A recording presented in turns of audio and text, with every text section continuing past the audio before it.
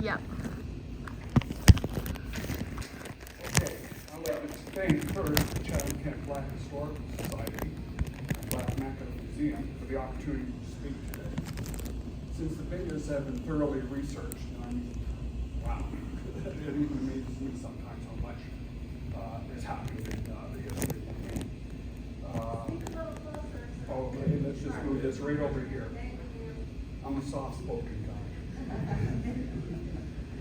So, since the Bingas have been thoroughly researched, their story well documented, I was hesitant to come forward as I didn't think there was much more I could add without controversy.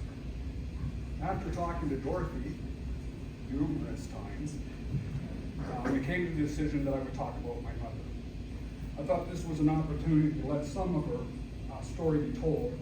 I did not know her very much about my mom, plus seen her with friends. So let's start at the beginning. I'll try to tell a bit of her story and some of the anecdotes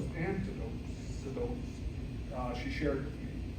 My mom was born on June 24th, 1927 in Groningen, Holland, to Peter Koss and Rofina Hagenau Koss. Her father was a musician. She had 2 brothers and 4 sisters, Biren, Ani, Lise, Alida, Krincha. She attended school, and for what my mother told me, was very enjoyable to her.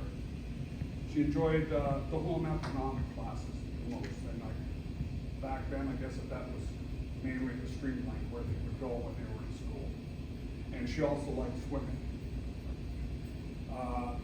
The skills that she learned the most, knitting, sewing, crocheting. Anybody who knew my mom knew that she knitted up a storm, and she tried to get everybody else involved in that too.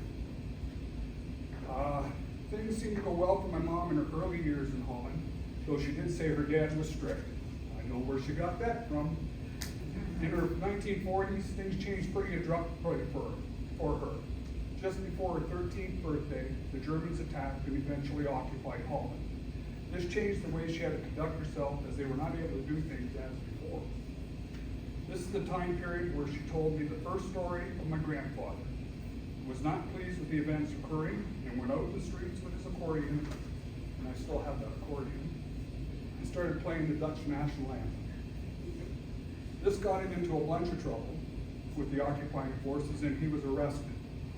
When he returned home, he was made to wear the 6-pointed star on his coat until he could prove that he was not Jewish, which was scary for the family. It took some time, but he eventually prevailed. As the war went on, my mom told me of a few sacrifices they had to make. The first was when she came home for supper and they were having rabbit. They were her pets. She was devastated, but there was no choice as food was hard to come by. There was a food blockade against the Dutch to make it more conform.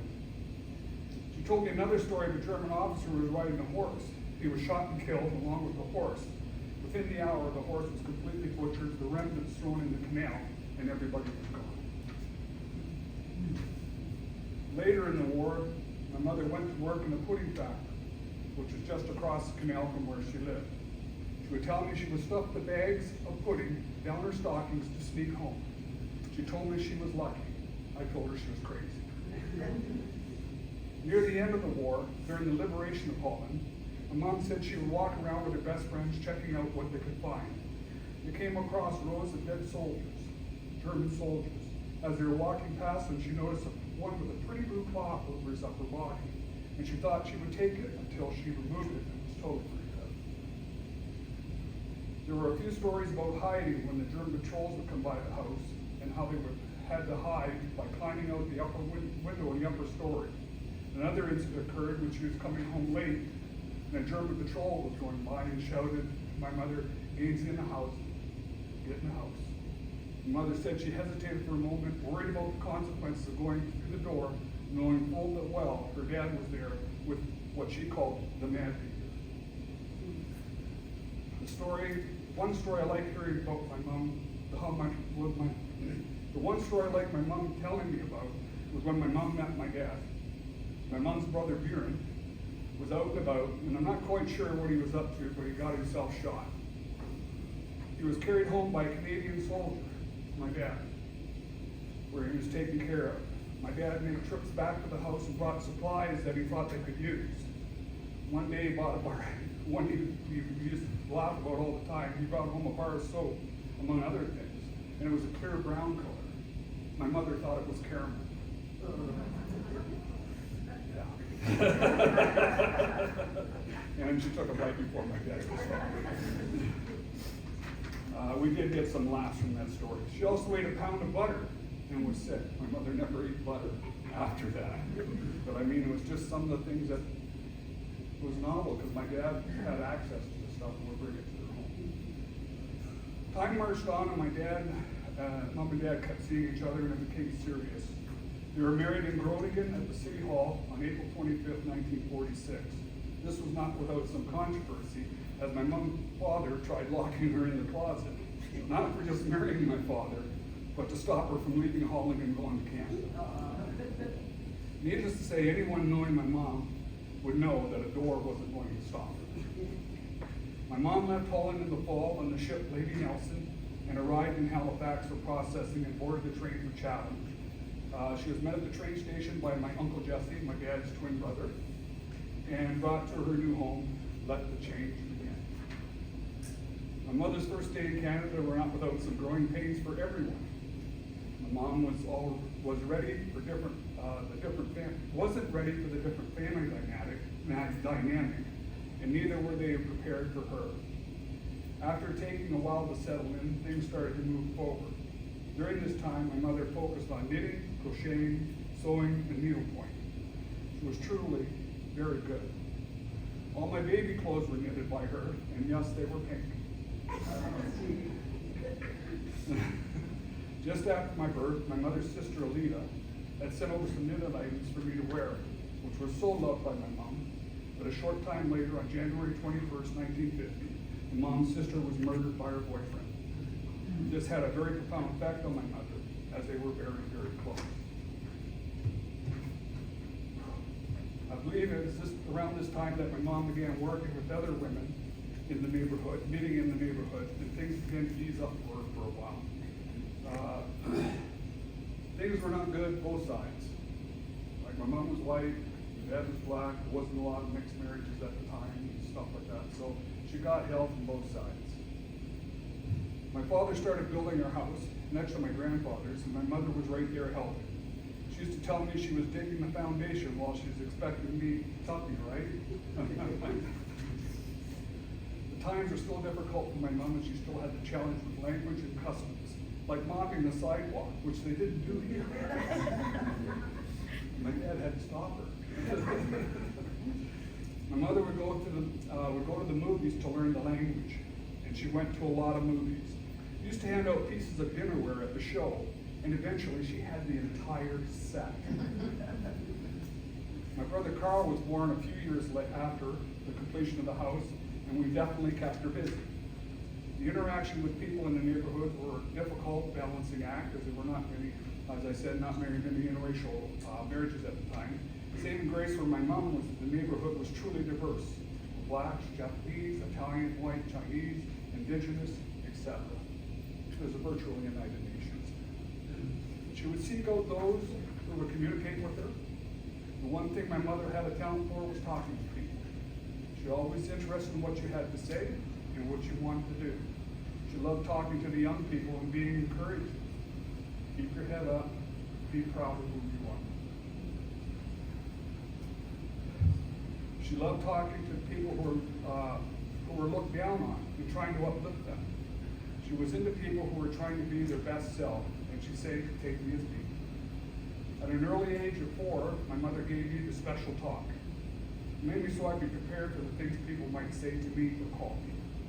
She always started out with, you're just as good as anyone. You're just as white as any white, and just as black as any black. But most of all, you're a Canadian. My mother was very staunch about that.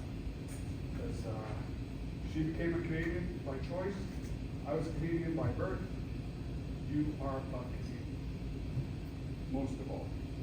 This is the one thing my mom was adamant about. She was very proud to be Canadian. She did not hyphenate her heritage because she felt that made you different. I agree, but this isn't about me. Mom used to take me to uptown Chatha when she did her shopping and errands, and when we were done, we'd go to a restaurant. This is where I witnessed racism in action at my mother's response to it. We were in the Sunshine restaurant, and we were sitting at a table waiting to be served. It seemed to be taking forever.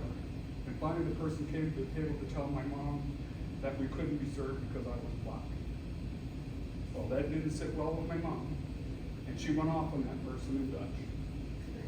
I didn't understand it all, as I had not been allowed to use Dutch at home for some time at that time. It was forbidden by the family for reasons I shall omit, but I will say English was not my first language. Another time we were in William Pitt having something to eat. This family nearby table, who were Dutch, was speaking in Dutch while looking at us. Mom got up, walked over to the table, and the Dutch responded to the people sitting there. Well, did they ever turn red and red? I just smiled at them. This would happen numerous times, but we always had the discussion afterwards that I was just as good as them no matter what they say. Not all things were because of race in the neighborhood. Religion was also a problem. I remember going to church on Sundays, attended the AME church for about 10 years, then I quit. My mother quit going before because she couldn't stand what she called the hypocrites. A lot of things were said by Christian folk that weren't pleasing to her. My mother from that time forward said she would go into her room, be with God without them. She went to the Dutch Christian Reformed Church, but that didn't work out either. She couldn't understand how they could be so different from those in home. I know from some of the things things said to me and about me, I did the same thing for a while, but I left religion altogether. My mom's BFF was Dolores Jenkins. I call her Dee Dee. She really helped my mom adjust to people around her.